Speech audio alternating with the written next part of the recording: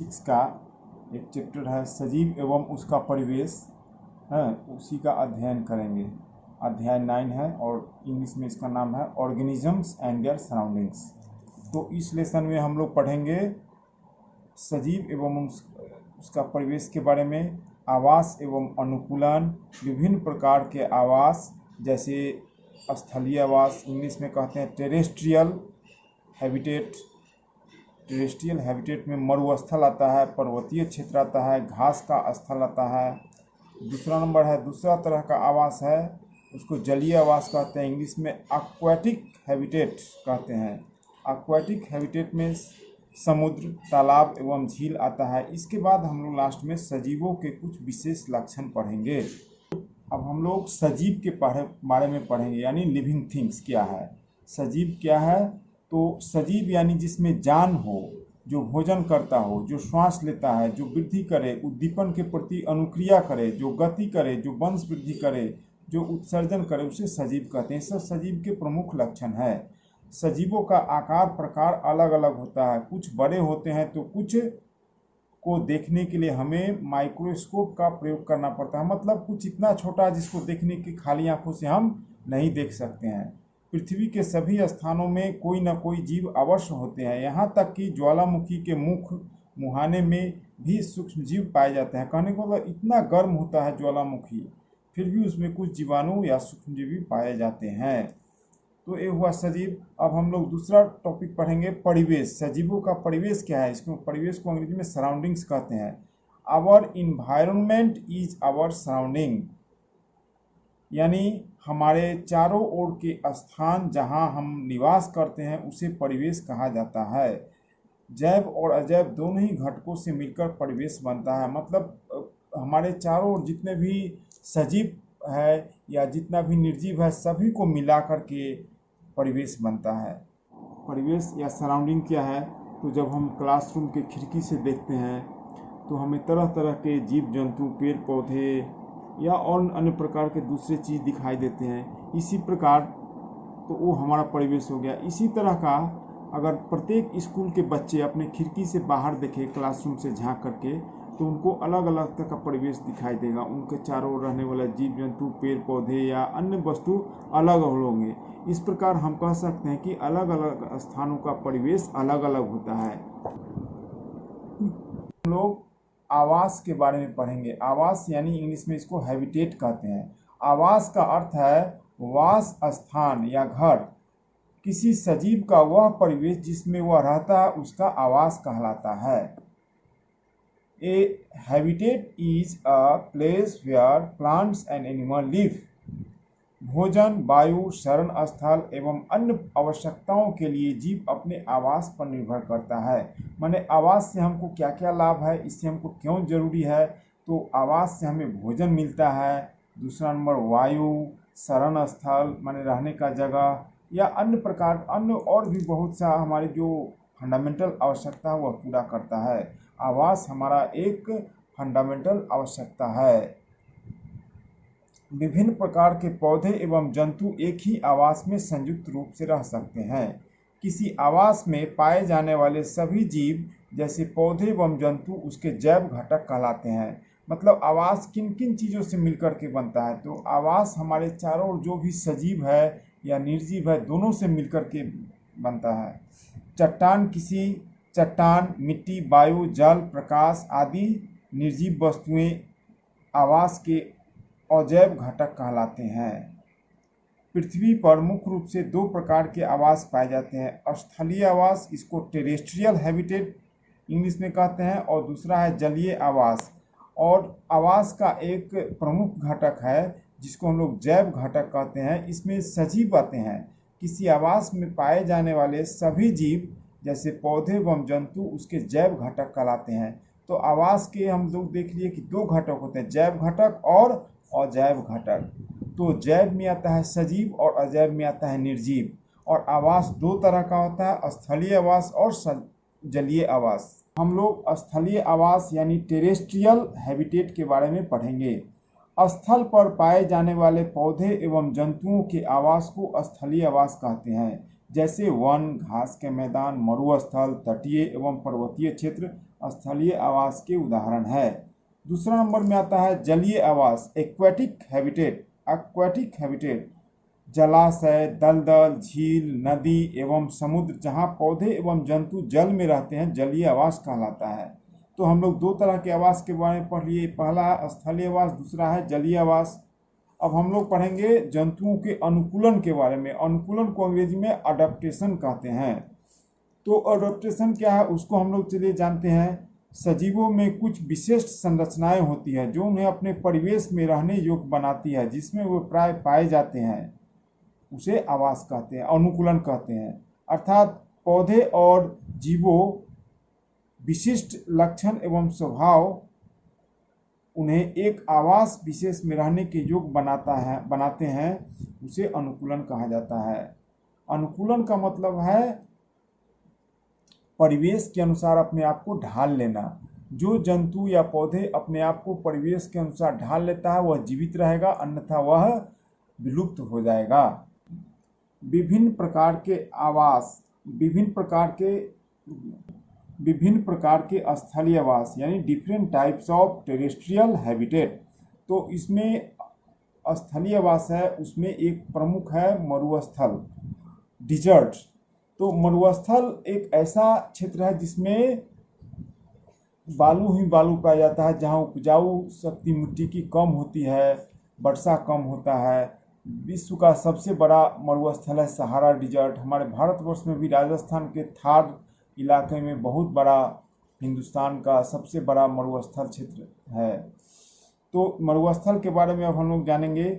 इस क्षेत्र में जल बहुत कम मात्रा में उपलब्ध होता है, दिन में बहुत गर्मी तथा रात में ठंडी होती है, वर्षा भी बहुत कम होती है। इस क्षेत्र में ऊंट, चूहे, सांप, हिरन, छिपकलियां, कछुए आदि जंतु पाए जाते हैं। कैक्टस, बेल, नागफनी, शंकु वृक्ष आदि पौधे पाए जाते हैं। इस क्षेत्र में पाए जाने वाले जंतु एवं पौधे निम्न प्रकार से अनुकूलित होते हैं। कहने का मतलब इस विषम परिस्थिति में जहाँ वर्षा कम होती है, जहाँ फसल कम होती है, जहाँ इतनी गर्मी पड़ती है, जहाँ रात में इतना ठंडा पड़ती है, उस क्षेत्र में भी जीव जंतु और पौधे पाए जाते हैं। तो उसमें कुछ विशेष गुण पाया जाता है, उसी को हम लोग पढ़ेंगे। उसी को विशेष गुण को अनुकूलन कहते हैं। अनुकूलन अपनी इच्छा के अनुसार नहीं होती है, वो अपने आप प्रकृति में हो जाता है। तो जैसे ऊंट के अनुकूलन, ऊंट में क्या क्या अनुकूलन पाए जाते हैं ताकि वो अपने सराउंडिंग में जीवित रहता है। तो ऊंट की शरीर का जो खासियत होता है उसको हम लोग पढ़ेंगे। ऊंट के पैर लंबे होते हैं जिससे उसका शरीर रेत की गर्मी से दूर रहता है। उन्हें पसीना भी नहीं आता है क्योंकि शरीर में जल का ह्रास बहुत कम होता है। यह बिना जल के कई दिनों तक रह सकता है। इस जंतु में मूत्रोत्सर्जन की मात्रा बहुत कम होती है तथा मल शुष्क करता है। ऊंट को हम लोग राजस्थान का जहाज भी कहते हैं।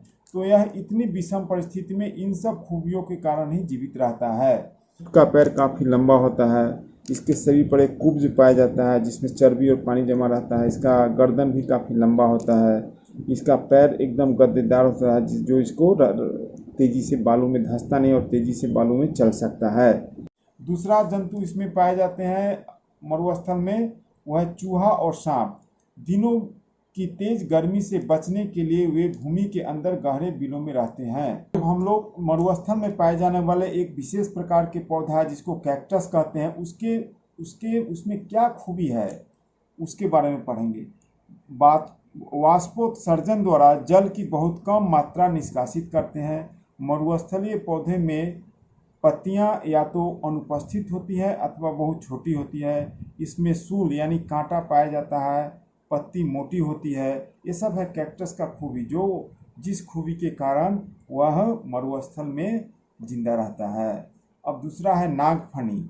इसमें भी कैक्टस की तरह अनुकूलन पाई जाती है। इसमें पत्ती पौधे संरचना दिखाई देती है। वह वास्तव में इसका तना है। प्रकाश संश्लेषण सामान्यतः तने में होता है। तना एक मोटी परत से ढका होता है जिससे पौधों की जल संरक्षण होती है। तो नागफनी के जो पौधा होता है उसमें भी कैक्टस की जैसा ऐसा खूबी पाया जाता है ताकि वह मरुस्थल में या मरुस्थल जैसे विषम परिवेश में वह जिंदा रह सके। अब दूसरी तरह के आवास हम लोग एक है जिसको पढ़े हैं पर्वतीय क्षेत्र आवास या माउंटेन इलाका, वो भी स्थलीय आवास का एक प्रकार है, उसके बारे में हम लोग जानेंगे। तो पर्वतीय क्षेत्र और माउंटेन्स एरिया के बारे में हम लोग पढ़ेंगे। तो इस प्रकार के क्षेत्र में सामान्यतः ठंडी ज़्यादा पड़ती है, तेज़ हवा चलती है, शीतकाल में हिमपात भी होता है। इस क्षेत्र में याक, पहाड़ी तेंदुए, पहाड़ी बकरी आदि जानवर पाए जाते हैं। पाइन, साल, टीक, देवदार, ओक आदि वनस्पति पाई जाती है। पर्वतीय क्षेत्र में पाए जाने वाले पौधों में निम्न प्रकार के अनुकूलन पाए जाते हैं। मतलब इस क्षेत्र में पाए जाने वाले पौधों में क्या खासियत है उसको हम लोग पढ़ेंगे। वृक्ष प्राय शंक्वाकार होते हैं और शाखाएं तिरछी होती है। कुछ वृक्षों की पत्तियां सुई के आकार की होती है ताकि वर्षा का जल या हिम सरलता से नीचे की ओर खिसक जाता है। अब पर्वतीय क्षेत्र में पाए जाने वाले जंतुओं के अनुकूलन निम्न प्रकार से है। मतलब पर्वतीय क्षेत्र में पाए जाने वाले पेड़ पौधे के अनुकूलन के बारे में तो हम लोग जान लिए, अब हम लोग जंतु के बारे में पढ़ेंगे। तो इस क्षेत्र में पाए जाने वाले जंतुओं की त्वचा मोटी होती है। इसके त्वचा पर लंबे लंबे फर पाए जाते हैं जो इसे ठंड से बचाव करते हैं। पहाड़ी बकरी के मजबूत खुर उसे ढलान चट्टानों पर दौड़ने के लिए अनुकूलित बनाते हैं। अब हम लोग दूसरे प्रकार की स्थलीय आवास है जिसको घास स्थान या ग्रासलैंड कहते हैं, उसके बारे में पढ़ेंगे। शेर, हिरण, बंदर, सांप, बाघ, टूकान आदि जंतु इस क्षेत्र में पाए जाते हैं। इस क्षेत्र में तरह तरह के वनस्पति भी पाए जाते हैं। अब हम लोग जलीय आवास एक्वेटिक हैबिटेट के बारे में पढ़ेंगे। तो जलीय आवास में पहला है समुद्र, ओशियंस।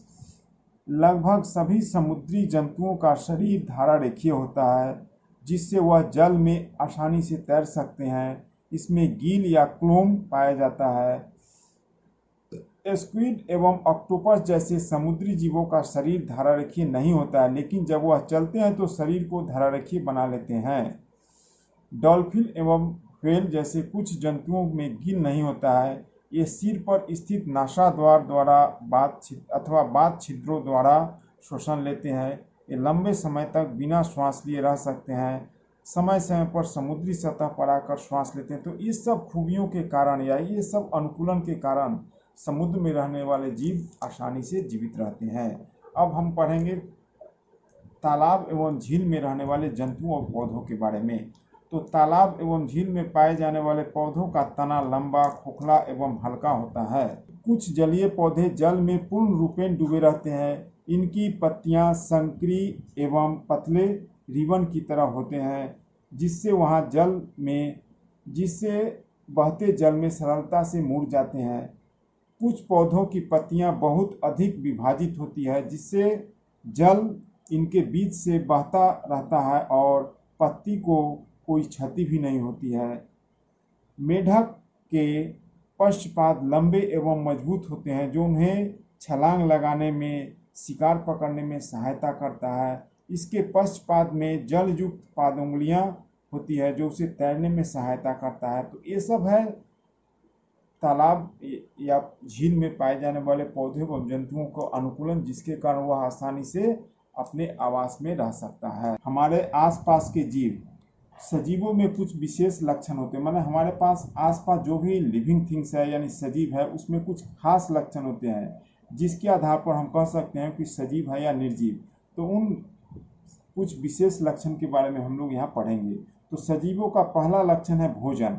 भोजन सजीवों को उनकी वृद्धि के लिए आवश्यक ऊर्जा प्रदान करती है। उसके बाद है वृद्धि। वृद्धि दूसरा लक्षण है सजीवों का। सभी सजीव में वृद्धि होती है। श्वसन एक बहुत ही महत्वपूर्ण लक्षण है सजीवों का। श्वसन सभी सजीवों के लिए आवश्यक है।